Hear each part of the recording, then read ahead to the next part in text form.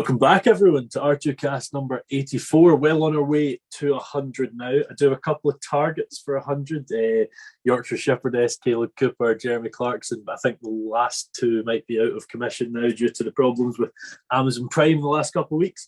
But we are still 16 away and we have some fantastic guests on the way. Before I introduce today's guest, however, I've got quite a cool little thing I want to show you. For those of you that follow the YouTube scene and like your KSIs and Logan Pauls and whatnot, you will be aware of their drink that is just about unattainable at the minute. I was very excited to walk past my local shop and realise they had some in. So I do have some Prime with me, so that was very exciting. So if you do want to get in touch with me, I'll sell you one for £50 a bottle. No, getting back onto podcast things, there's a good guest today, very exciting. I'm quite looking forward to it. Another thing I'm going to be talking about, I know literally nothing about, so that'll be fun. But we have tried to arrange this about 7 times, and I've either not been available, Blythe's not been available, there's been COVID, there's been malaria, there's been everything in the way. So it has been quite exciting. But Blythe, would you like to say hello to everyone? Hello. I've eventually made it. 5th time lucky, I think. Just before we get started with another episode of the R2Kast, I would like to thank our primary sponsors, A-Plan Rural. A-Plan Rural are heavily involved on the social media scene in the ag space with 120,000 followers on Instagram.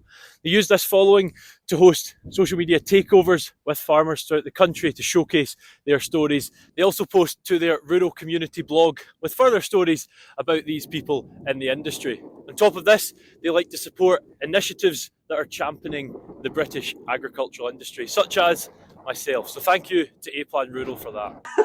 We're here. I mean, what day is it? We're filming this on the 19th of January. We must have been trying since November. We must have been. I think, it was mid-November. Here we are. Always late. I came out the room late.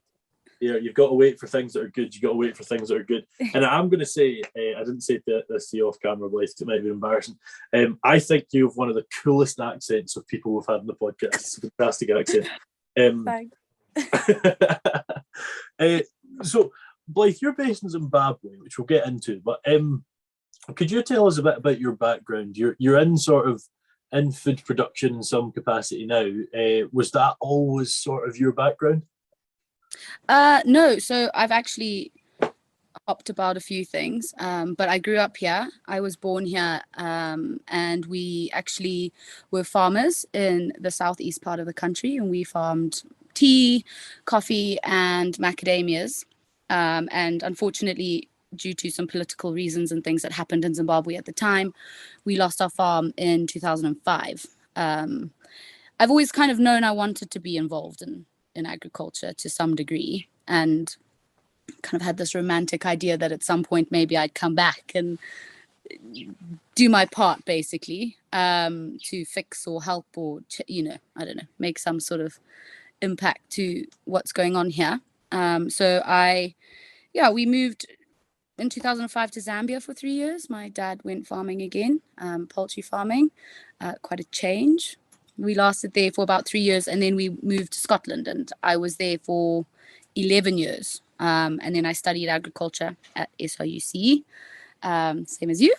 And then, a few things. I wasn't really sure about the exact direction I was going. I spent a lot of time kind of doing livestock photography and this and that, and not really sure. I knew I always wanted to do some sort of agronomy and move down the plant route. I've always really, as most of my friends know, been obsessed with plants. So, it's not the coolest obsession, but anyway. Oh, I disagree. That's great. Yeah, well, anyway, COVID kind of came, and I decided to take a mid-20s crisis or midlife crisis, and I went and did a ski season, and then in the March, that's when the whole world shut down, and ended up stuck back in the UK. And in October, when they were announcing that next lockdown, they basically said all the last few flights are going to be flying out the UK, and I booked straight onto that.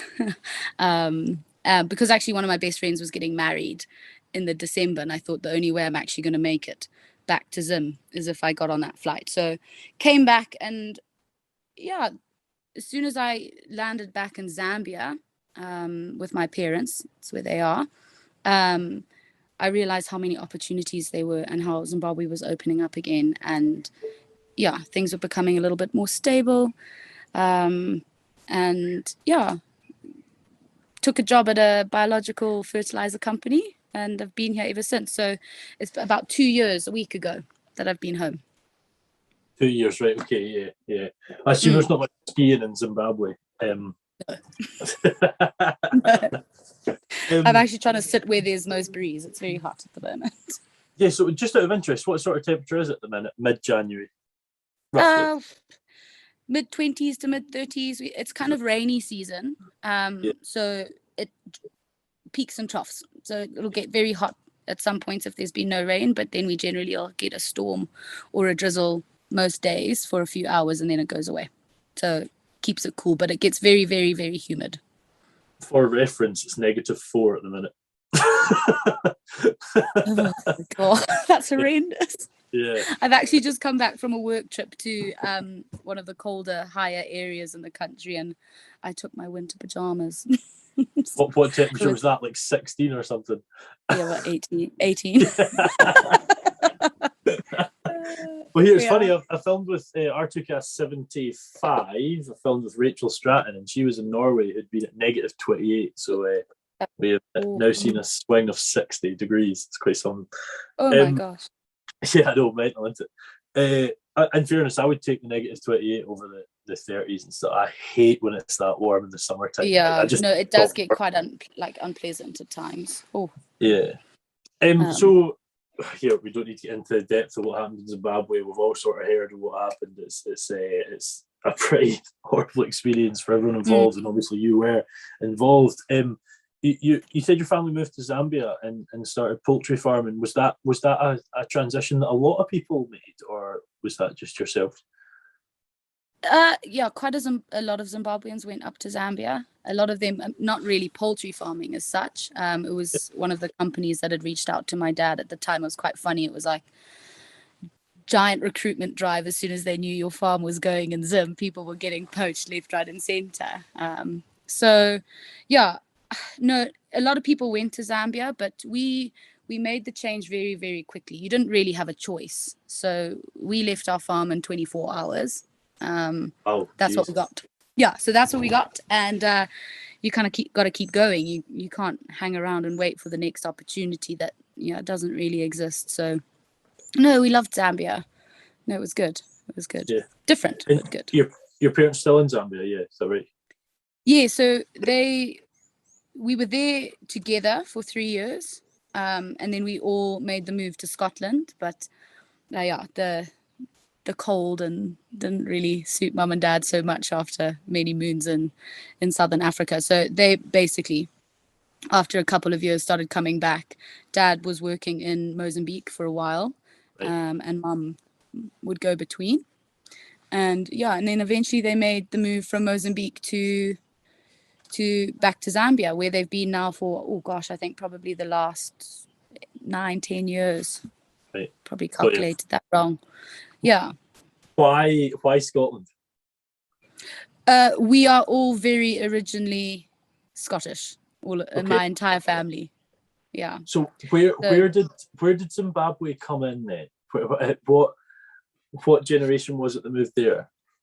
So my mum's side was my grandparents were already here. So my mum's dad, my great granddad, he moved out when my granny was a child.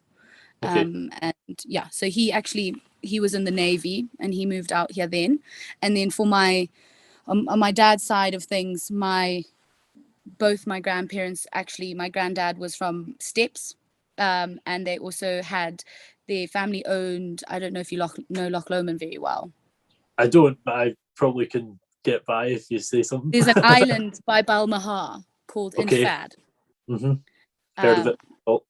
My granddad grew up on that island and in Steps. So he was one of 9 kids, and their family were in the printing business. And my granny was from near Perth.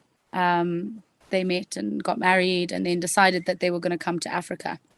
And when he told his father he was the oldest son, he basically got told, okay, well, go and never come back because you're letting down the family. Yeah, for sure. You're So giving up the farm and all this, or giving up the whatever. Yeah. yeah, so they did, and they came, and he was they moved to a place called Banjura, and they started a company called Banjura Haulage. And a flying school because he was a pilot. So they both were glider. They were very cool. They sounded very cool. Yeah. Yeah. So they started a gliding school, which actually is still going. Yeah. And Banjura Haulage is still going, but they sold it. And my granddad was then a Harry Ferguson dealer, which is now Massey Ferguson. So Okay.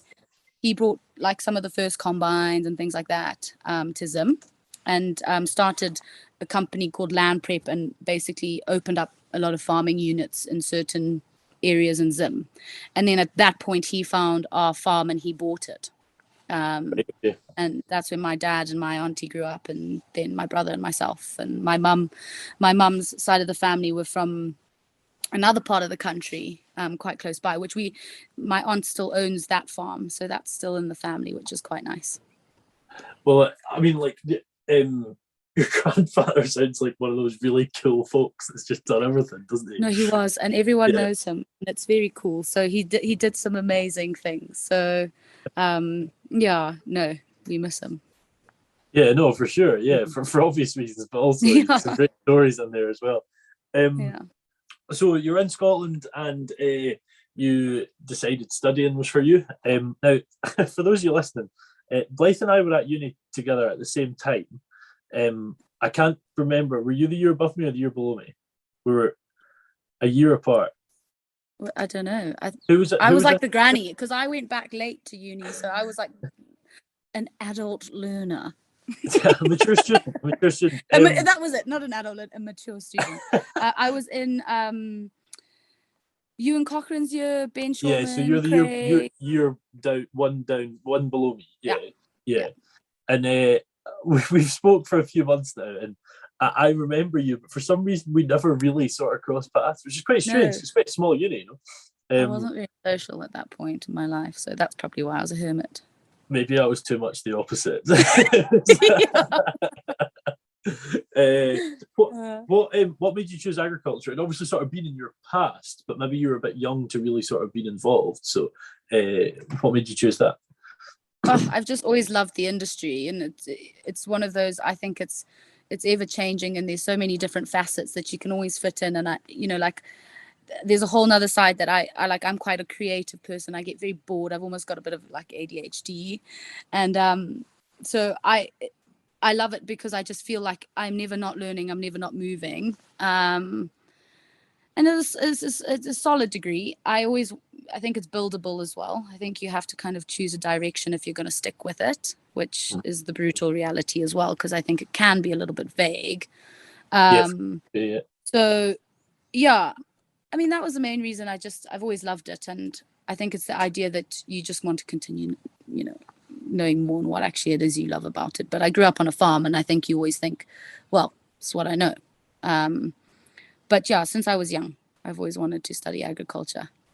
It's funny that I've heard a few folks say that, the sort of idea of it being vague, but personally, I like that. There's two ways you can look at vague. You can look at, oh, well, it's just sort of covering everything, but not really covering anything. But I like that, because that meant I got to touch on everything, but also I could be like, well, this is my thing. Let's go down that route. Yeah, exactly. Yeah, I quite like that. Did you find your sort of idea of farming compared to the group was different to the rest? Yes and no, because at the time I was living just outside Castle Douglas on a beef and sheep farm.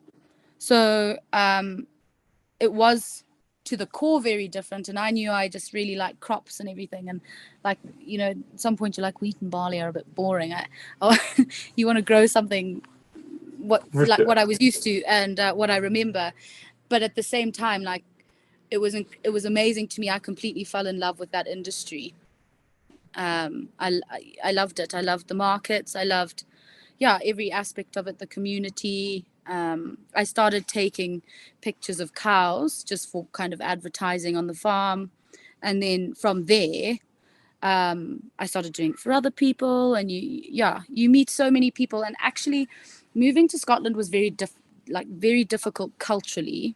I remember someone said to me the first time they heard me speak, they thought I was just the posh English bird. And I was like, what does that mean? Because I was like straight out of the bush, really. I hate the word bird. I hate it. I know. It's such a horrible word. Bird. You've said it the exact way everyone says it as well. Yeah. So I was like, and I was like, I can sense the negativity in that. Which was also, I was like, oh God, now, like, am I going to fit in here? And I was very lucky. I went to Wallace Hall and I made some amazing friends, and I did. And I think the person I managed to kind of slot in and figure it out as I went along. But when in agriculture, kind of no matter where you are in the world, you all have a fundamental understanding of just how it is. It's just how it is. You work hard, it's the farm comes first, second, third, it's always, we all have that one connection. And you also have that sort of understanding of just life in general. Like life is real and death is real. And it almost, especially sort of from the livestock side, you understand that, like, people, someone dies in the family and it's always hard. Of course it is, but it ruins some people's lives. But I think we kind of understand, like, well, that's the progression and they're probably just next door in another bit. Yeah, for sure. It's brutal, but we do. So, no, it was important. And I came from, completely a full, like an arable horticultural background. And then to be, lambing and calving and death. Yeah, as you say, it's just that cycle. And it was, and I loved it. I absolutely loved it. So, to answer your question, I found it difficult for many reasons, but also, I loved it. And the community I got from it. That was, That's a huge part. I mean, we spoke off camera about young farmers, which is just a small part of it, but like, it's such a fantastic, like, networky industry. I've moved to Dumfries, a year ago, and I've built up loads of friends here purely because of that farming side, that sort of connection that you're talking about. I'd probably never considered it that way, actually. Yeah. You're obviously much better about remembering the interview than I am, because I didn't remember the question and you said to go back to the question. I'm like, I wonder what the question was. Which is good, because I waffle a lot. So yeah. You have to stop me sometimes. Just put your hands up. Oh, we haven't came to that yet. You mentioned about sort of taking photos of livestock and for other folk. Did you ever consider that as like a career, or was it just sort of a bit of fun at the time? During kind of the end of COVID, I mean, I think I applied for, when I got back from skiing, I think I applied for about 27 jobs. And that was difficult because, I think going back into that, you're also a little bit, the agricultural community is very, like, small. So a lot of everything basically is based on who you know, what you know. And that's what everyone says, who you know, what you know. Like, it's not going to be a problem. I'll find a job. 27 applications later, and you're like, a job. What am I going to do? Have to sell my body. So, like, literally. Sorry, I don't know if you cut that out. Oh my God, that's your first go-to. Obviously not. But I then I got one interview which I felt a bit catfished by. So it was with should I say the company? Yeah, it's up to you. A well-known company, and basically got like to second stage of this interview, and basically they said, you're going to need to do a presentation now to prove to us how much you want this job. That's kind of how they make you feel. And I was like, okay, cool. Subject, what's the subject title? The Badger Cull. And I was like, well, that is really not a subject title I want to cover. Anyway, it's a basically, tricky one. You don't know what everyone's thinking, and it's very my strong. job was to go around to all the farmers and educate them on how we should potentially vaccinate all these badgers. And I thought, you don't know what community I live in. I'm not going to be lynched. So I said, thank you so much for the opportunity. I'm going to be poor, and I will look for the next one. So, and at that point, when things started opening up again, I did, I did all my branding and everything. I do have an Instagram page, so it's there. And I started Plug it. Livestock by Blythe Aitken. Not very imaginative. But I mean, it's, I've only done a little bit here, so it's more of a hobby. But it did, I started to push it, and it started to pick up a bit. I did. I've done like a couple commissions for people. I did one for a restaurant at Lagan, which is a really cool place. I did that. I'm literally just off the phone to Lagan to book an SRUC trip there with students. Literally, cool. Before we started this recording. Vicky and Duncan. Yeah. So I did. There's 2 big pictures of sheep in there. I did those. But so it kind of became. But I didn't really see. And as I said previously, I've always just wanted to do agronomy and be involved in growing things. So it was kind of like, I can come back to that. I can keep it on the burner. But I wanted to see what else was out there when there was not very many options. Yeah, well, that was it. And that interview process is hell. It's so hard. Yeah. So I mean, like, I tell my students this, like, I sort of get them ready for interviews and whatever, and I tell them my worst interview story, which I'll share with you. They give you the glass, don't they, and the sort of the water. Would you like a drink, Mr. Curry? And I was a wee bit nervous, and I was sort of shaking a wee bit. And I said, "Oh, I'll just get a wee drink," and I started pouring it, and I was responding to a man's question as I was pouring this water, and the water, I filled the glass and it overflowed, right? Oh my gosh. They're like, "Oh, no worries, Mr. Curry, you must just be a bit nervous." And I'd seen on a YouTube video about a month before what to say, and I was like, "Do you know what? Go for it. They either love it or they'll hate it." I was like, "No, sorry. I just always give 110%." They did not like it at all. No, did they think you did it on purpose? Oof, just the room was like didn't take dead. that job because they'd be boring. Oh well, I didn't really get the opportunity to take it, I must say, but it was off the card straight away. But you should have said, I'm actually always a glass half full kind of guy. Full. A glass and a half full, I think. But then, I went through, got a degree, got a master's, got a pretty good master's in fairness, and had a pretty good online thing at that stage, and I had a lot of stuff to sell myself with. And it was just hell. Like, I just could not. No, it's awful. It's hard. And you turn into such a, like a strange cat. You suddenly forget how to behave in front of humans, and am I sweating? Am I not? Am I saying the wrong thing? Oh, it's terrible. You get like amnesia. It's horrible. It's surreal, like especially when you don't know how to sell yourself. Like, it's not Yeah. natural to everyone to be like, I am the greatest. Especially as people that have any ties to Scotland, we just can't. Good points. I would just like to quickly interrupt the show for a minute to give you some extra information on our primary sponsors, A-Plan Rural. A-Plan offer bespoke cover for farms and estates the UK over, and we'll give you tailored insurance for anything on the farm, from your old workhorse tractor that's been around 20 years or a fancy new and exciting diversification. The one question I had about studying, did you do 3 or 4 years? 4. 2 years. 4. What was your dissertation on? The vernalization on winter wheat, and then it transformed. It's funny, I was like, oh my gosh, can I actually remember that? Basically, whether late drilled, it was a long title, those. The late drilled winter wheat, is it viable? Basically. Oh, okay. Right. Because I couldn't, so it was a very long-winded, rats ate my wheat. Oh, it was a whole scene. So, yeah. Did that come into the results, or did you omit that? I did put that in one of the anomalies. And then, please refer to appendix number, picture of rat, fat. Actually, I'll tell a funny story. So I lived in a village. I'm not going to name it in case anyone in that village. Okay, fair. Yep. Because I never took responsibility. Oh, gosh. Could get arrested for that. But basically, I kept I had 40 bag samples of all of my grain. And then I'd done all my, 1,000 grain weight calculations, all my weights, everything. And then, I thought, okay, I need to do it again. We need a little bit more data. That's fine. I went back and most of the bags were empty.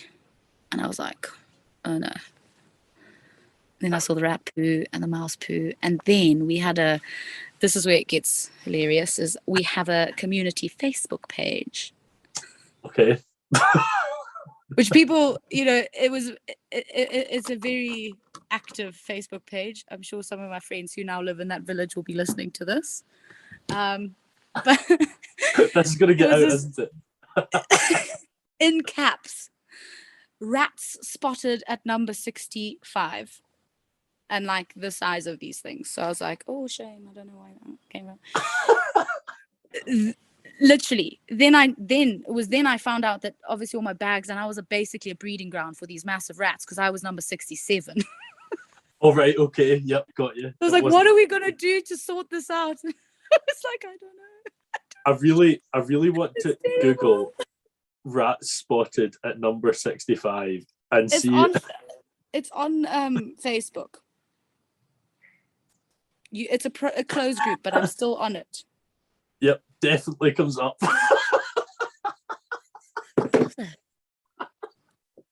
All I had to do was Google exactly what you said. We can edit this bit out if you want. We can edit. Anyway, basically, I bred rats for my dissertation. Should have done that. I can see why you don't want that one getting out. I know. God, they'll name and shame me. They'll probably kick me off the group. That's it. You're gone. I'm still there like a ghost in the background, hoping I might live there one day. Oh, fantastic. Yeah, anyway. What's the next thing I was going to say before agronomy? Yeah, ski season. Where did you go? Val d'Isère. Lovely. Yeah. That'd be the nice. best. Oh, I miss it. Really? I loved it. Yeah. No, I loved it. It was such fun. It was really, really good fun. Yeah, just, you don't actually realize how little responsibility in life you have when you do something like that. And that, at the time you're stressing about putting the right towels out or whatever. But then, yeah, you kind of adult a little bit longer post that and you're like, what I would do to go back there. It's funny you say that. Do you know, we were both in sort of jobs, I guess, looking in are quite stressful. You have a lot of people, their businesses involved in what you do and what your decisions are. I've got students and families further afield of that. But I find less stress in my current job than I did working in the shop, because if the lemons weren't perfectly out, I thought I was just ruining everyone's life. You're telling me about perfect lemons. We're the ones sending them to you. Exactly. Well, and get, in this country, we get the bloody rejects. Well, we should get into this, actually. We'll get into what you do in a minute, but you've brought up a really important point. You say get the rejects. I hate the fact that wonky veg is a thing. It's a vegetable. Oh, I know. You're cutting it up. Honestly, the beauty industry and the veg industry are practically on the same page. It's so much. Absolutely, man. And so, is that a thing in Zimbabwe? Do you just get wonky veg, or do you just have what we call veg? It's just wonky because we just get so everything exportable. We get the seconds in our supermarkets, and they're expensive. They're like super expensive because our currency is useless. So is it? Yeah, the cost of living. I think I read. I didn't read. That's a straight up lie. Someone told me the other day they read that in The Economist, Harare, where I live, is one of the most expensive, number 4 in Africa or the world city to live in. Really? Wow. Mm. It's funny that you would almost think the opposite. No, I know. I mean, I can stop on the side of the road and get loads of things, which that's what I do because I travel so much. But if you are living here, this is a good point of reference. A Jungle Oats bar is about $8. I mean, I don't know what a Jungle Oats bar is, but I'm guessing it's just a little an oats bar. Sorry, right, like Quaker Oats bar, essentially. Wow. Jungle is the one. Yeah, Christ, that's mental. No. So I probably spend on food a month for 2. My brother's here at the moment. He eats a lot, so like 300 easy. Shit. Did not think that. And does the does the sort of the salaries match that? Yes and no. Some are, it's very difficult. There's two very big divides in Zimbabwe, but also there's a lot of the people who kind of were here before we all started kind of coming back and dribbling in. We have a Zimbabwean saying, no matter what the case, you always say, we'll make a plan. So if anything happens, fine, we'll make a plan. Don't stress about it. Okay. And so there's a lot of incredibly rich people. So, misproportionately rich, just so stinking rich, not always from the best means, but other people who have done things the right way. But then there's us who kind of just live in the middle, and then there's the poor. Oh, yeah. And those salaries are wild. Yeah. A few dollars a day kind of thing. So they don't buy those shops. They live on the land a lot. They forage. They do things like that. But yeah, I wouldn't say my salary goes a long way here. And it's very difficult to do things like get money out the country. And yeah, it's a cash run country. Oh, is it? Right, okay. Yeah. So we have the US dollar, and then we have the Zimbabwean dollar. And what's the sort of exchange, roughly? So when I first moved here, it was at 180 to 1. Right, okay. In fact, I think it was 80. And then, okay, this is going to get a little bit complicated. I'll explain it as simply as I can. So the Zim dollar, the bond, which is called, it started at 1 to 1. They introduced it to try and... All right, okay. Then you have the bank rate that the bank set, which is like the 80 to 1 when I moved here in January, 2 Januaries ago. Quite a difference from 1 to 1, yeah. Then you have the black market rate, which would be like 180. Then you'll have the blended rate, which is the bank rate and the black market rate somewhere in the middle. Because someone doesn't want to get caught for something. So most shops, big shops, have to go on bank rate. So if you earn Zimbabwean dollar, it's great to go to these big shops because everyone's working on the black market rate, so you can get so much more for your bank rate. Does that make sense? It Currently the bank rate 700. That's 2 years. 700. The black market rate's I think somewhere around 900, 950, and the blended rate's about 880. So it's went from 1 to 1 to at peak almost 1,000. Yeah. And I moved here was at 80, and that was 2 years ago. That's mental. Jeez. That's almost wow, God. You hear the changes like, 1 or 2 times. That's crazy though. So the problem is with that is like the supermarkets have to advertise in bond. So you can opt to pay in dollars, but when you pay in dollars, they inflate their bond rate. So what you would usually pay for something like $2, I mean, like olive oil, for half a liter of olive oil is about $15. Jesus. 500 mils. So, like certain things that are importable and things like that, they just fly. That's crazy. Yeah. I'm gonna try and show off a little bit, but I always do this and then cock up when it's a different country. But am I right in saying Harare is the capital, but Bulawayo is the biggest city? At one time, probably. It's not anymore. No, not anymore. You've outdone me. No, but in fairness, geography's like my nerdy bit. Like, I think I definitely at one point, but the city is, right, yeah. So what are you doing now, Blythe? You're now. What was that? No one goes to Bulawayo. I'm struck a bone of contention. It's hot there. It's very hot. And that's very hot, given you're currently in late 20s in January. So, what is absolute peak temperature? What time of the year and what is it where you are? Harare's not so bad. 38, maybe 40. And that's when there's other places that 45.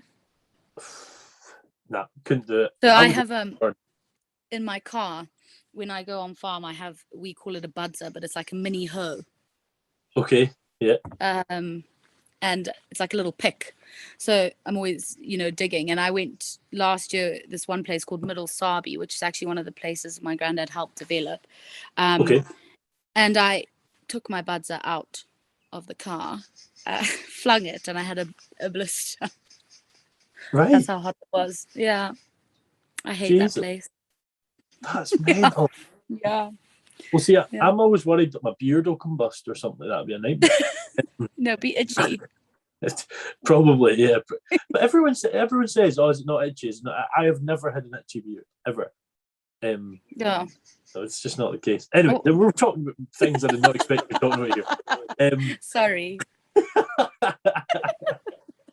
So you said basically the last flight possible from Scotland, you decided to jump on. What made you jump on that flight? My friend's wedding, to get back for that. Of course, you said and that. Also, that's right. Yeah, also, actually, just to get out of Scotland with these severe lockdowns, I was like, oh my gosh, I cannot. I did start. It was called the supply van for a short time. Okay. My brother had some work vans. He had an electrical company there, and he had some work vans that weren't being used, obviously, because of the lockdown. So I started doing food shopping for old people. Was this in Scotland or in Zimbabwe? Sorry. In Scotland. In Scotland, yeah. Yeah, so I got council approval, and then would just go to Tesco's, and that was like my daily outing. I went to Tesco's like 3 times, just shopping. I was like, "Ooh, at least it's better than what other people are doing." It was super exciting doing people's shopping, and then you kind of get a bit enough of it because you get there and someone's like, "Oh, I asked for the 250 ml, not the 275 ml," and you're like, "We're in a pandemic," So it was such a surreal time, and it's funny you said that. That always reminds me of when like deliveries became a thing, not because of COVID, like Tesco and that started doing deliveries, and I started getting them, and I'd put in for something like a chocolate cake or like just sort of some kind of snack thing. And always remembered, and I've got the photo somewhere, this receipt or exchange, whatever the thing was, saying, "Sorry, we couldn't find your Nevis chocolate cake, but instead we've got you some dental mouthwash." I'm like, perfect. That was just what I was after. What even algorithm or cookie did that? That's outrageous. I was like, oh, fantastic. I really enjoyed that. But, you've done me a service. Thank you so much. I know. What an offer. So you've got bored of sort of buying everyone's shopping, and you decide to jump in the plane, go for the wedding, which was Zimbabwe in lockdown, and that was that a thing or? Yes, but it was a yes, but. So no is what it was then. It was there. Yeah, we were. I mean, we had very strict curfew rules, and you had to have, like essential services letters and things. But basically, it was just a gigantic bribing kind of opportunity. Yeah.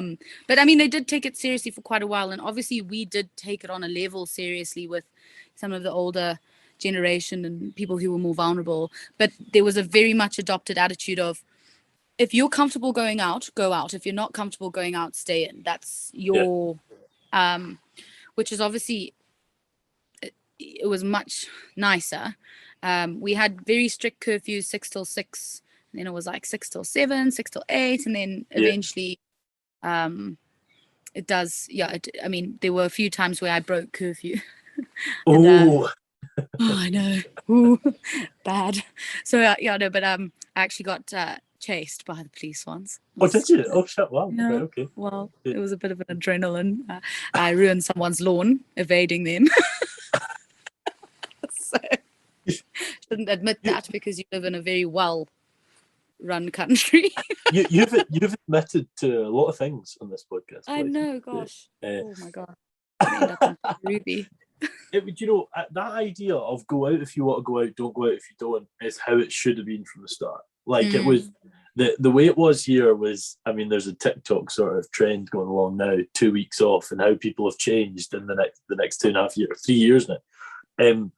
Yeah, it was too much. And funnily, you're saying you had a police chase. There was the sort of photos going around back here. You'd have still been here of like Boris on the helicopter, like watching you've been out running for 61 minutes, get the snipers out, it was all very surreal, like. But you went back and were you straight into work? Did you find finding a job in Zimbabwe easier than you did in Scotland, or was it similar? Oh yeah, no, it was immediate. That was it. So I was in Zambia from October to December with my parents. And I just kind of thought one of my mum's friends was in recruiting, and she said, just chuck your CV out and see what happens. And I just thought, oh, okay, yeah, maybe. And I did, and no, it was pretty immediate. And I moved to Zim early Jan, and I started 3 days later with my one suitcase. Now I have couches and all kinds of stuff. Well, if I can see over your shoulder correctly, it looks like a very fancy living room setup. I'm in a new complex, so yeah. Humble flex. It's safe. This is my little garden. Usually gardens here are a lot bigger, but no, it's perfect for me because it's very lock up and go. There we are. That's really nice. I even have a TV and a fridge. That's what I could see. I could see the TV on the wall. I could see it was quite nice. Yeah. So it's good. I'm very lucky. But no, it's hard work here. People work very hard. I can believe that. And basically every time I've spoke to you, you've either having been working for about 16 hours or, just coming home and you're like, I've got an hour before I've got to go to bed or whatever. So what is work, first off? Let's get into that. What is your job? Yeah, well, sticking to my bedtime schedule, which is that's the biggest job, isn't it? Don't go past 8:30. I don't want to talk to anyone after that time. But so I am doing I'm a technical advisor for an export company. So I do agronomy and advisory services for flowers. Predominantly, I've been moved into the flower department. So now I'm the flower manager there. Ooh. And I do peas and blueberries. It was, the blueberry thing was the one that blueberries are hands down they're my second favorite fruit, but they're so good. I bloody love blueberries. Yeah, I could love. Yeah, the work that goes into one bloody blueberry. What is the work that goes into one bloody blueberry then? What's involved? So we basically there's a lot to it, but basically most of the varieties are owned by certain companies, and our company works with one provider of that, and then we have our own premium market. So we have our growers that are allocated to that. My colleague Brian, he heads up the blueberry department, and then I handle kind of quality control and putting in SOPs and helping him with that, and helping the growers set up pack shed. So basically I go through their pack shed and go through all of their SOPs and efficiencies and everything like that, and picking cycles, ripeness. Do you know what? In fact, I have to speak about it. Hey, it's going to show you something. But basically, there's about 40 different parameters to one blueberry to get it to the perfect standard, to be able to go to Tesco's, Waitrose, Marks and Spencer's, things like that. So it's keeping the farmers accountable to quality parameters under certain percentages to be able to make them exportable. Yeah. To stick to, a 35-day shelf life. They need to have a 35-day shelf life because we send them sea freight. Okay, got you. And so the majority of our export is sea freight blueberries, which is quite a feat. Well, yeah, definitely. And you said there was something to show. You can show. There's people that watch on YouTube, so I don't know if that helps. But 40 parameters, that's insane. It's funny, like, I mean, I'm trying to think, comparing it to even like products we create here, like there probably is a ridiculous amount of parameters. We just encompass it under certain things. Yeah. But 40 is a lot. It seems a lot anyway. Not quite. It's not. Oh, I'll show you. It's not really like 40. It's. But I know what you mean. Yeah, like there's different levels within each parameter. Yeah. So that one will be like 3%, 5%, 2%. And then everything is hand harvested, and so we've got to take into account how many people you need per hectare to pick that amount of blueberries. What's your picking cycle? What's your time? It's very interesting. I'm just trying to pick up this protocol. It's like picking a big employer. I'm guessing. Maybe quite a lot of people do that, I assume. I can't find it. I'll try and find No, it. it's fine. It's fine. Don't worry. Picking a big employer. Sorry. Like not employer. Like what are a lot of people employed picking? Yes. Like, yes. Yeah. Right. So it's and then also we grade in field as well. We don't have automated system because hand picked berries are generally the best pick quality that you can get. We are looking at certain mechanization, but you're not allowed to drop a berry. You can't roll a berry because it has bloom. I don't know if you know what bloom is. I don't. I was just about to ask. Yeah, so bloom, when you look at a blueberry, it makes it look blue. That's the bloom. Okay. So if you rub that off, it goes black and it looks like a blackberry. I don't know if you've ever noticed your blueberries either look darker or lighter. Oh, is that what that's called? Right. Okay. That's called bloom. And that on the bush is absolutely perfect. And then as soon as it's been handled, some of that will get rubbed off. And if you lose all of your bloom, that's another. It respires quicker, it rots quicker, it looks bad. Companies don't want it. So there's teaching a picker, and there's a lot of it's all education. So we spend a lot of our time educating because a lot of these people are from less educated backgrounds. They don't understand the exact importance of what they're doing. Then it's very hard to get that top quality. So my language is it's getting better again. So there's that. What is the language? Shona. Say that again. Shona. It's like the Scottish name Shona. I was going to say it sounds like it, doesn't That's it? exactly how it's spelled. Yeah. Is it? And could you give us a wee hello, my name's Blythe and Shona? Oh, it makes me mortified to say Blythe. Could just say okay. Could just say. Yeah. Okay. But yeah, there's many So no, it's good. That's our main battle really is quality. And out of the field, time to cold room has to be about less than 30 minutes to 2 degrees. So try and keep it under an hour. That's the same in peas as well. You mentioned peas. That's a big chase in peas as well, is it not, getting it to that frozen? Yeah. So we're just mange 2 and sugar snap, so it's not as bad. I absolutely love sugar snap peas. Yeah. No, they're delicious. Yeah. But when you have to try them every morning at 6 o'clock, probably border. Yeah. Even blueberries, to be honest. No, I can imagine that. But we do, and then we have our size parameters, which are very cool because 90% of the world don't see we have a parameter that's 18 to 22 mils. So that's like a small golf ball. And those go like to Asian markets, Dubai. Well, I was going to say that's massive. Yeah, that's huge. We had a 44 mil berry. 44, so that's like the size of a watch face. Yeah. Yeah. That doesn't happen that often. That one it's still in the farmer's freezer. He's keeping it for a rainy day. I think he wanted to send it to Guinness. Maybe if he leaves it in the freezer long enough, it might expand. I don't know if that's how freezers work, but anyway. That's huge. I know what you said, that's like global size, but even the 20 mils ones, the 18, 22. They're big. And we're actually this year we're introducing a 22 plus. Right, okay.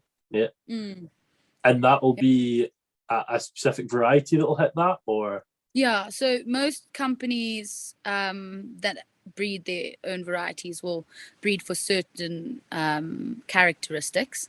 And there's some that are very similar. So like Tesco's, all of these companies, Marks and Spencer's, everything, we don't do that much into the UK. We do to Tesco's and Marks and Spencer's a bit. So mostly we're Dubai, Asia, things like that, into some other areas in Europe. But they will dictate the variety that they want. That's what I actually found so interesting is when I was in the UK, I know there's so much more traceability. In Zimbabwe, there's zero traceability. But your global gap, all of your parameters, muddy boots, we do it all here as well, which, a lot of people don't really realize that traceability goes back to each block, Yes. each row that we're picking and things like that. So it is amazing that, you know, even in a third world country, that does follow through, and that these companies actually are very well educated in the varieties that they want. Right. Okay. They know what the customer wants, and they don't necessarily know exactly why or what they're talking about. They just get told, I want that, and I want that, and I want that, and we don't want anything else. So yeah, that surprised me a lot. I didn't think that was really a thing. So it's interesting you say third world. It's quite often a term we try to avoid, but is that what is just used in Zimbabwe? Is that I didn't even know that's what we try and avoid. Yeah, no, I mean, it'd be, I wouldn't say I would consider it this, but it's considered offensive in Scotland, like in the UK. Is it? Yeah. Oh my God. Supposed to say, I'm saying supposed to say as you're in this country and from this country, but what would be deemed appropriate here would be developing, which I think is a rubbish word. It means that people are less developed. I suppose that's giving a lot of hope. Yeah, well, that's it. Well, yeah, maybe you can look at it that way. We are developing. It's true. Yeah, it's true. But we. Okay, yeah. I think that's fair though. That's quite normal. Yeah. But the thing I don't like about it is it assumes that the countries that we don't deem developing, the UK, US, Canada, are developed, and therefore there's nothing better we can do, and that's nonsense. But yeah, just an interesting thought that you said that. No, and I must remember that. Yeah, the flower section. What's involved in the flower section? I asked that a couple of reasons. If you are listening to the podcast, guys, this is number 84. Number 77, we had a Alstroemeria grower in Brighton, and I believe he's the last 4th gen flower grower in the UK, I believe. Wow. That was number 77. Really interesting. I spent an hour and 5 minutes not having a clue what I was talking about, which is quite common. But yeah, if you're interested, to that one. I haven't listened to that one. please do, because you might understand more than I did. But so if you're interested in flowers, Blythe, I'm sure, is about to tell us some as well, but also go check out 77. So yeah, what's involved in the flower side? Do you want me to go through varieties or just my day to day? Here, go through both. What we mainly supply. Zimbabwe does a lot of fillers. We actually used to be the 3rd biggest flower supplier in the 90s before land reform. Right. Okay. So we were huge, and now we're really just a blip in the ocean. But we have some amazing farmers that have managed to stick it out over time, and we still provide incredibly high quality fillers. And then we are going into more niche products. Right. So for high end markets and things like that, because flowers going. We work with a Dutch flower group in Holland. They are one of our partners that we work with. Yeah. And production into Holland used to be at 55%. This year it's down to 44%. So on a whole, the flower industry isn't necessarily growing. People are just becoming more picky about what they want. And then obviously, not to mention, for us, it's been a very difficult year because of the war, which obviously is terrible. Prices have gone up. Price of living has gone up. The last thing someone's going to prioritize is buying a bouquet when they go to the supermarket, or going out to a florist when you're paying. One of my friends is Swedish here, and her mum's her uncle was paying $80 a day in his house in Sweden. Wow. Not to heated, to like electricity. Yeah. So when people are paying that amount, the last thing they're going to do is buy a bunch of flowers. So yeah, our main varieties are fillers. So it has been a little bit tough this year already. We're hoping the market picks up from now. People kind of remember that flowers exist. But yeah, we grow asters, which I don't know how to. They're just a filler. They've got they're beautiful little things. I'm just going to quickly interrupt, Blythe, because I'm sure I'm asking a question for everyone else as well, and not just myself. What's a filler? I'm guessing it's not the main plant in the middle, and it's the ones around the main plant. There's always like a couple roses, something a little bit. Yeah, okay, that's great. That's fun. It's the bulk around it that's still pretty, but it kind of holds the structure of a bouquet. But also, the most interesting thing is, and that the Alstroemeria grower would have told you, is that the entire fashion is changing.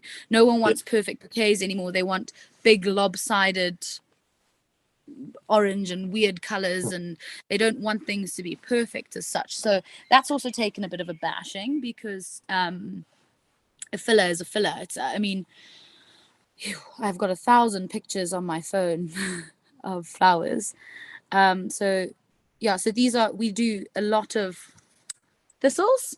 It's lovely. Yeah. Eryngium, it's called, the real name for a thistle, and we actually supply so much into and it's produced in Portugal. That's actually mainly where it goes to Scotland. So yeah, please excuse I'm my pretty sure screen. that's what I had on my kilt as a best man. Yeah. Very light. Yeah, and everyone's like, oh, it's a thistle, and it's like, well, yeah, it's probably from South Africa or Portugal, or not actually from Scotland. So, and then we do hypericum, a lot of hypericum, which is that one. You get pink, green, white, all these different varieties. We do tuberose. So this is very popular in the UK. Oh, they're nice. They're lovely. Yeah. They're beautiful. So we do bulbs, Crocosmia, that guy. They're very popular at the moment with the new fashion. And we've got very cool projects at the moment. We are doing some delphiniums. That's been my biggest project. I've been working with a farm starting delphiniums, which I don't know if you know what a delphinium is. I have heard my mum say all of the names you've mentioned, but I don't know what I'm going to show you one, because they are just amazing. I've got a feeling I'm going to put this 2 and 2 together the second you say it, because delphinium is definitely a name I know. It's a big, long thing. Oh, that's not what I'm thinking in the slightest. Oh, okay. That's not what I went for, but they're lovely. Absolutely gorgeous. Yeah. So they go up to like a meter, meter 10, meter 20 per stem. So very hard to pack sometimes. But yeah, so that's basically, there's a few other things dotted in there. We do local chrysanthemums. Like it's this year in the UK, I think they're at 50% production because of the heating bills and things. So, it's been a tough year for everyone, and local production in the UK. It'd be interesting to actually hear how your previous chap is getting on. It's I think Ben, his will be out at the time of recording on Friday, so it'll be out when this comes out, but it'll be out on Friday. Cool. Tomorrow his comes out. So yeah, you're 5 o'clock. It'll be out tomorrow. Perfect. What I do remember him saying was like the push was sort of local. Obviously, he was promoting British products, and he said that Colombia, Ethiopia, Ecuador, and one other, I can't remember.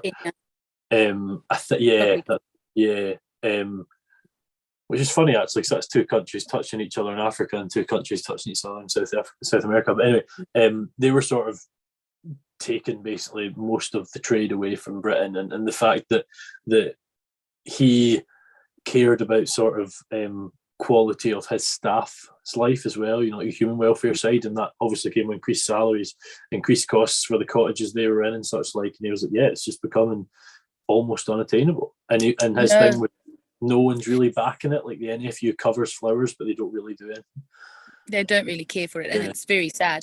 For us, it's also very difficult. We basically, Kenya's a bit closer to market. And what most of these flower companies now are aiming to do is get away from flying them in.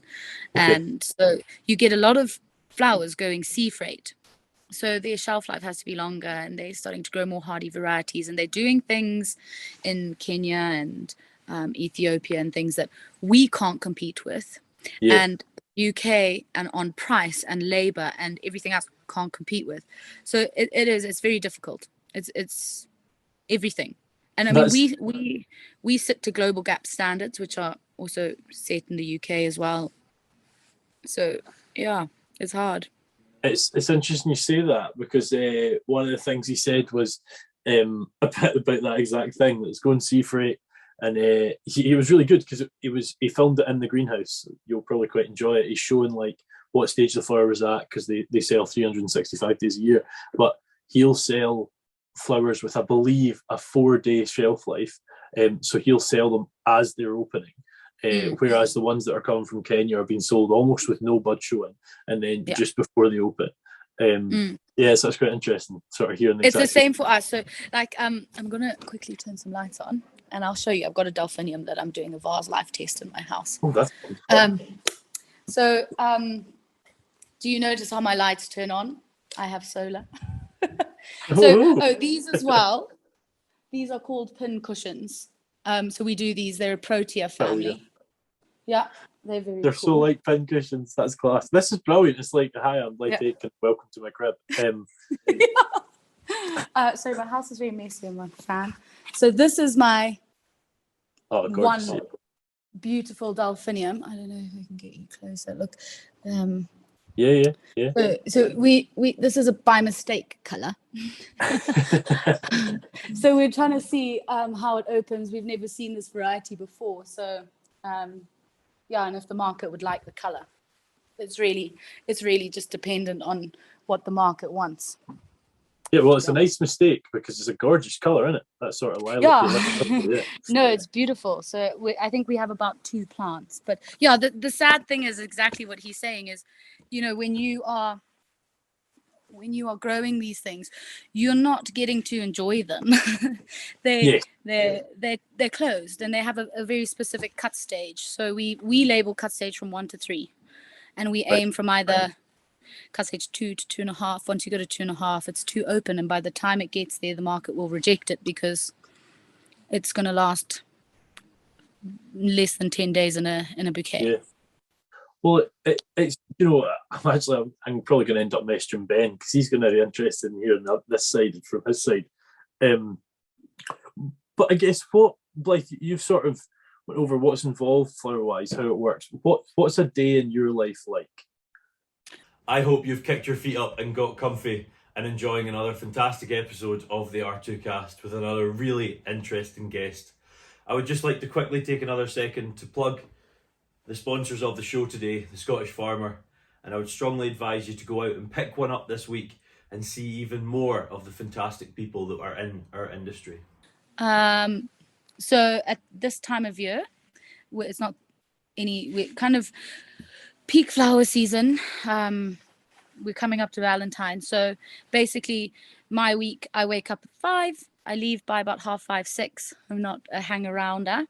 And I just head out onto farm, basically advising any issues, picking up, doing forecasting, helping growers with forecasting, doing most of my grows. So we have a lot of different varieties coming through. So I'm doing propagation schedules, propagation plans, harvest protocols, things like that, trying to also find more product for my company to sell.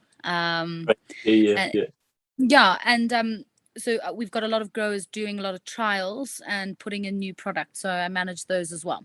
So we do clematis as well, which is like a vine. It's very cool. So we're doing some stuff on that. And so, I mean, it's never the same, which is why I love it. Imagine. So it was pretty poor. What was that, sorry? Pretty poor description of my day. Oh, not at all. Yeah. Yeah, so pretty much 12 hours a day keeps you busy. Yeah. Are you working as part of a big team? Or did you say you were managing? Is that right? So my direct boss owns the company. He used to actually do it on his own until basically, he's brilliant. And then my direct line manager, he oversees all of the technical services. Right. He's more focused on the blueberries, and now I'm managing the flowers. So taking that on from him so that we can at least have a bit more time in a life. Well, that's exactly. Yeah. So you've got. So I mean, I still get involved in the blueberries. So yeah. Yeah. And I guess Christmas, Valentine's, and probably Mother's Day. I don't know. There's Mother's Day. Yeah, there's a few Mother's Day around the year. It's not the same for every country, are they? Yeah. But, my mum's birthday falls that she always gets Mother's Day and her birthday in the same week. I hope she gets extra spoiled, not just one time. Yeah, she's lucky enough with the son she's got. I wonder if she'd agree. I wonder that myself. Hi, Mum, because I know you're listening because it's flowers. Not because she wants the flowers, because she likes to grow them. Yeah, I feel like I'm going to have to get you flowers now. No, I've said that. Anyway, Definitely go look for my delphiniums. Yeah, that's it. So the first sort of, well, the last week and the first sort of few months of the year is flower season, but blueberries, I guess, is more your summertime, and peas just all, I assume. I don't assume peas have a... Yeah. So blueberries are our winter, and peas are also our winter. So that I meant to ask you that. You said in some parts of the country it can hit mid-40s. What time of year is that? That's like Bulawayo. Midsummer, October, November. Right. Okay. That kind of time, yeah. Just before, so the rains generally come. It's getting the ITCZ is moving down. So our weather is actually changing and our seasons are changing. No one really is paying too much attention to it at the moment, but it really affects. We do a lot of dryland maize in this country, so it affects a lot of the maize production and things like that. So yeah, I mean, generally our rainy season comes mid-November. We got one rain in October this year. We don't really get winter rain in the higher parts of the country. We do. Eastern Highlands, things like that. We'll get a bit of winter drizzle. It's called Gooty. It's very misty and foggy and drizzly. But mid-November, before the rains come, it is hellish, because you can almost feel the pressure building and you're just seeping from every pore. I can imagine. But is it also delightful? It's also kind of nice because you haven't had it for... Yeah, because when everyone laughs at me here, winter, oh my gosh, it's awful, because we don't build for warmth. Yes, for sure. Yeah. We don't prep anything for warmth, which is kind of mad. No, it's completely mad, and I'm useless with the cold. I lived in Scotland for 11 years. I don't know how I managed, but the mornings and the evenings, getting out of a shower, you just want to die. It's horrendous. So, but then by midday you'll have your jacket off and you'll be in a shirt. Yeah, for sure. Yeah. So, but then it gets very, very cold. We've had a couple frost events. That's one of the big issues with the blueberries is black frosts. Right. So we have frost fans, which are very, very cool, huge, expensive machines that the farmers have to invest in, because one frost will just destroy the plant for the next 2-3 years. Well, that's it. Yeah. Jeez. Yeah. Well, it's high stakes, that, isn't it? So you've got it. You've got to have that tech involved, or you're going to find yourself in a... Yeah. I mean, this year, one of our biggest issues is we had a huge outbreak of one pest. And it destroyed, basically, almost destroyed the Zimbabwean blueberry industry out of nowhere. And has that happened before? Is that... No, not in that severity, because we picked it up very late. Yeah. So it is I can say it now, Mediterranean fruit fly. Right, okay. So basically how it works is the female can get impregnated, and then she can actually lay an egg over the course of 6 weeks. Right. So, and she can drop one, and then she go to the next one, and the next week she can drop another one, and it might actually even be a bit longer than that. So the problem is all of the pheromones and things that we use only attract the male, and we didn't pick up. Got you. Yeah. So we gauge how bad the severity is by how many males there are, but it doesn't directly tell you. Yeah. So that was quite hard. And I take it there's no sort of selective pesticide for them either.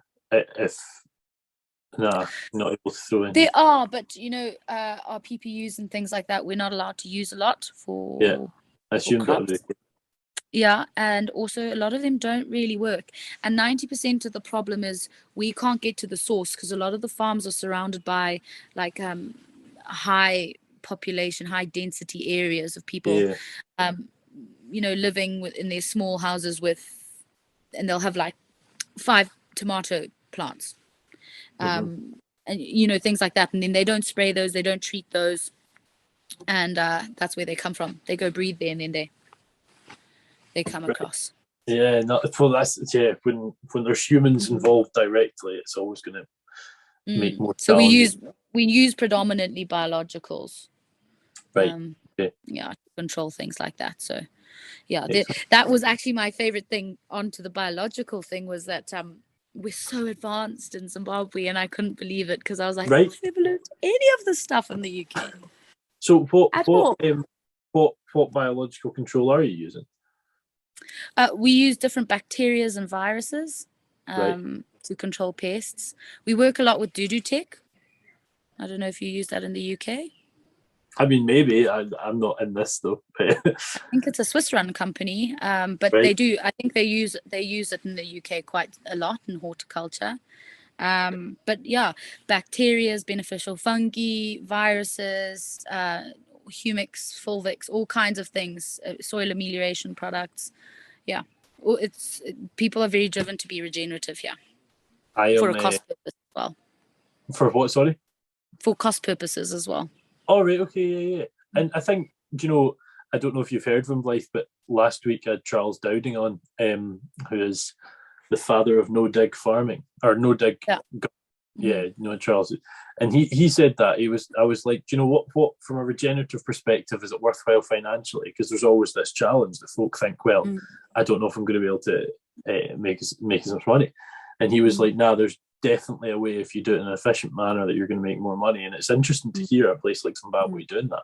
It's refreshing. Well, nice. It's a nice place also for people to trial, because we've got the temperature. So, you guys with your climate, to get the right species, or right strains for your amount of water. Yeah. Number one, your soil temperature, your climate. It's very difficult to be able to trial quickly out with a lab, and those are the best strains, things that have been done in, and most of these companies they're Swiss, Swedish, but they all have labs in Kenya and all kinds of places where they breed all of these. So we get kind of first dibs at a lot of them, and they work or they don't, and they tell you quickly. Yeah, true. And nothing has more wrath than an angry farmer with something he spent money on that doesn't work. I can believe that. Yeah. So no, and that's paid. So that's my main drive as well, is biological. Yeah, it's got one of my old colleagues said, she has a nice saying. It's always, and I think it's the best way for people in the UK as well, actually, to approach it, is it's a sustainable approach to conventional agriculture. Like that. Yep, like that. Yeah. Yes, very clever saying.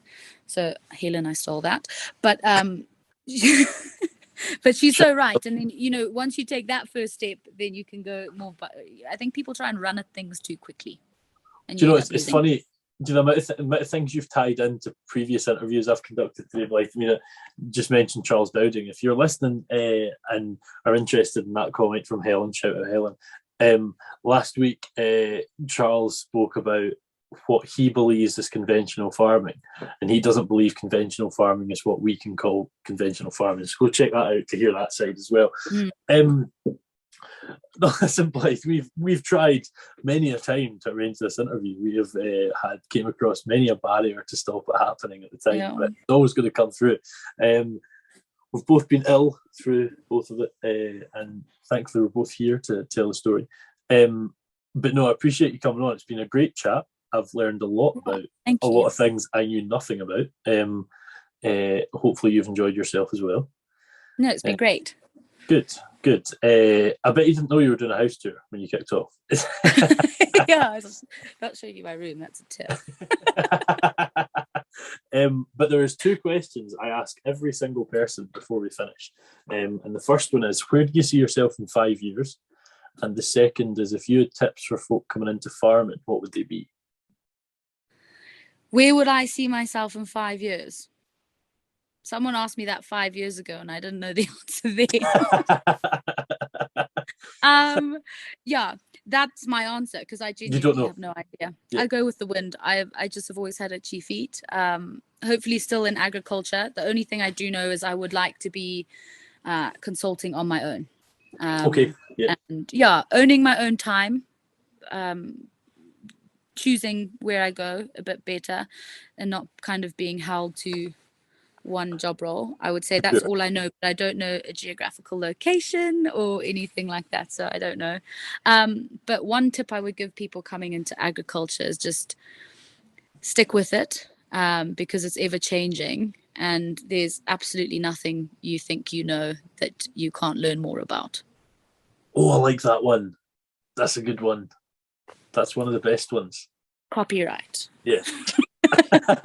We'll get that clip. But it's true, because every time I think I know something, I'm like, no, you don't. No, you don't, Blythe. Well, absolutely. I mean, to be honest, it's almost pushed me to the point I think I know nothing. You know? Yeah. Yeah. It's overwhelming. Yeah. I'm like, why don't I know anything? No, when I started doing biological agriculture and studying that, and there's not really even any degree or qualification out there. There's actually, if you dig into it, you can do microbiology, you can do biological, you can do chemical, you can do any degree you want, but not one of those degrees covers everything that is included, like in the soil food web, or how to manage or understand the tiny, tiny, tiny bit of information that we know. So we're all basically cowboys out here trying to figure it out as we go along. Soil food. Shout out Elaine Ingram. She's brilliant. Yes, she's amazing. This is so weird. I mentioned her in last week's podcast as well. This is cool. Do you know what, these are going to be like the real OGs now. I'll tell you, that's it. I know nothing about soil. I mentioned this last week, but I'll tell you because I think you'll like it. I was watching a seminar with Elaine Ingram, and she's an older lady, what, maybe 70, mid-70s, I'm not sure. And she was talking about something to do with regenerative. I can't remember exactly, regenerative farming, and she was saying, like, if it's this, it's regenerative farming, and that's final, right? And the way she said it was, if it quacks, it's a duck. I was like, I've told so many folks that story. I love it. If it looks like a duck, swims like a duck, it's probably a duck. That's it, exactly. And let's just accept that. Let's not try and change the rules here. But no, I'll tell you one funny story about a duck. Now that we get onto that, is with my granddad. He once came to a restaurant here in Harare. He's probably stolen the story, but doesn't matter. People will be like, heard that before. And he asked the waiter, "What's the duck like?" And he said, "Boss, it's like a chicken, but it swims." So, Elaine Ingram could be wrong. Yeah, well, that's a good one. And I feel like because we're here, we've already done 2 duck jokes. We should maybe put a third in. Why do ducks have feathers? Why? To cover up their butt quacks. Oh my gosh. On that note. On that note, indeed. That's a proper dad joke. It's actually from that film Daddy's Home. It's a banging film, but I love that. Yes, it's been a pleasure having you on, Blythe. Thank you for coming. Thank you so much. No, Pierre, it's been a pleasure, absolute pleasure. So thank you. I hope it's interesting enough to listen to. Well, I'll never listen to my voice again. You're not going to listen to the podcast back, no? Oh no, I don't think I can. It's like listening to your own voice note. Can I put it in ×2? Put it in ×2. You can put it in either half up to ×2, whatever you want. But no, it's really good. Really enjoyed it. So thank you. And to those of you still listening, of which I'm sure there is a few, last week we had Charles Dowding, as I've mentioned. So if you want to go and listen to someone with over 1 million followers on social media, over 500,000 subs on YouTube, he is the father of No Dig. He was a vegetarian when in 1980 he started organic farming in 82. So very much a trend curber ahead of things in that regard. On Monday, we will have the Digital Dairy Chain on the podcast. The Digital Dairy Chain are the guys in charge of, I don't want to say this too particularly because I don't know exactly, but in charge of the £20 million investment in the Barney campus where I find myself working in the dairy section. So they're going to be quite a super dairy coming on there, and they're going to be involved in the data side, the social media side, the marketing side. So I'm very much looking forward to that. I haven't filmed it yet. But yeah, another interesting sort of group podcast. And I'm not sure who's next after that, but we'll see you when it comes, and we'll see you for R2Kast number 85. Thank you very much. Thank you for having me. I hope you've enjoyed another excellent episode of the R2Kast. I just want to take this moment To quickly thank our primary sponsors once more, A-Plan Rural. If you follow A-Plan on social media, you'll see the work they're doing to really promote British farming and back our industry. It's been a pleasure working alongside A-Plan Rural so far, and long may it continue. The values of A-Plan Rural runs perfectly in line with the whole mantra of Rural to Kitchen, and I'm glad to have them on board. Check them out on Instagram at A-Plan Rural and on Facebook at A-Plan Rural Insurance. See you for the next podcast.